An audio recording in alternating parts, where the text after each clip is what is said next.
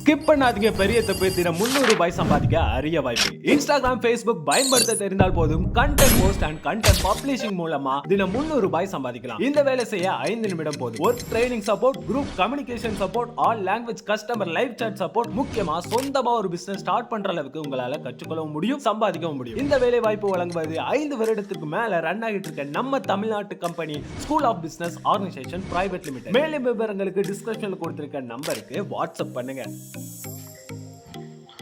Friends, நம்ம இன்னைக்கு இருக்கிறது வந்து சேதராமலிங்கபுரத்தில் வந்து விவசாய பூமியில் வந்து இருக்கிறோம். அந்த பூமியில் வந்து இந்த பண விளைச்சல், பண வகை எப்படி வெட்டுறாங்க, அதை என்னெல்லாம் பண்ணுறாங்கங்கிறத நம்ம பார்க்கணும். வீடியோ நம்ம இருக்கிறது என்னன்னா நெல் விளைஞ்ச பூமி. அது வந்து இப்போ அடுத்து வெயில் அடிக்கிறனால அது எல்லாம் பிளெயினாக இருக்குது அந்த ஏரியா. பனைமரையில் ஏறி பனங்காய், நொங்குன்னு சொல்லக்கூடிய நொங்கு, பயணி எல்லாம் இதில் இருந்து தான் வருது. அதிலேருந்து பண்ணுறது ஃபுல்லாமே வந்து என்ன பண்ணுறாங்கன்னா,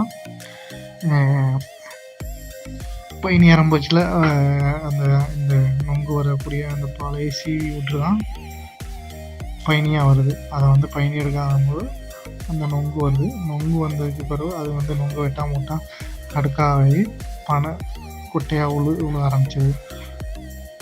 அதை வெட்டும் போச்சில் என்னென்னா, அதை மட்டும் வெட்ட முடியாது. சைடில் உள்ள ஓலை ஒரு சில வருஷம் வெட்டும் போச்சில் அதை வந்து கழிச்சு நல்லா மிதித்து, எவ்வளோக்குள்ளே மிதித்து நம்ம வெட்டி விடுதோமோ அவ்வளோக்குள்ளே அதோட பதம் வந்து நல்லா வரும் அடுத்த தடவைக்கு. அது போக அந்த ஓலையெல்லாம் வெட்டி அந்த ஓலையெல்லாம் என்ன பண்ணுவாங்கன்னா, அதை மிதித்து வீட்டுக்கு தேவையான அந்த என்ன சொல்ல கூரை வைக்கிறது, அடுத்து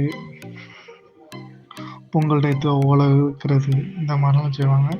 அந்த ஓலை என்னென்னா ஈரமாக அந்த வெட்டி போடுறதுங்க நாளைக்கு வந்து தண்ணி தொளித்து அதை மிதித்து அந்த ஓனலுக்கு நல்லா ஒன்று போல் நேராக மிதித்து வைக்கிறது.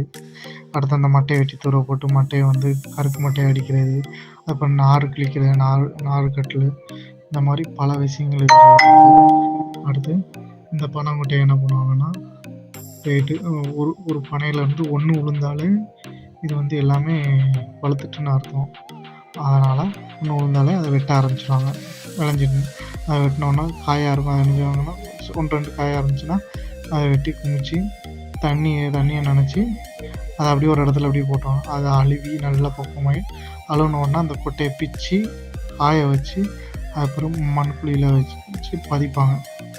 மேலங்கீழே தலைகீழே வச்சு என்ன ஆகும், அந்த பனை வந்து பனையாகும். அது அந்த கிழங்கை வந்து பிடிச்சா நம்ம வந்து கிழங்கு இந்த இதில் வந்து என்னென்னா கிழங்கு சாப்பிட்றதுனால நிறையா சுகர் இருக்காது. அடுத்து என்ன சொல்ல நிறையா இது நார் சத்தில் உள்ள இருக்கிறதுனால இது வந்து ரொம்ப அதாக நல்லாவே இருக்கும்.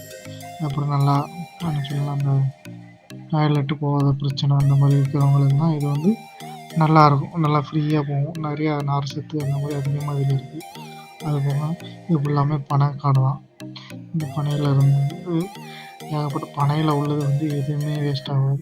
அதுலேருந்து கீழே உள்ளது அந்த ஓலை எல்லாமே எரிக்கிறதுக்கு பயன்படுத்திக்கலாம். இதிலேருந்து வர்றது ஒன்றும் கூட வேஸ்ட்டு கிடையாது. அதனால் பனைகளை வந்து நம்ம பாதுகாக்கணும். பனைகளை வந்து பயன்படுத்தணும். பாதுகாத்தாகணும், அதை நல்ல விதமாக பயன்படுத்தணும். அடுத்த வீடியோவில் நம்ம பார்க்கணும். நெக்ஸ்ட்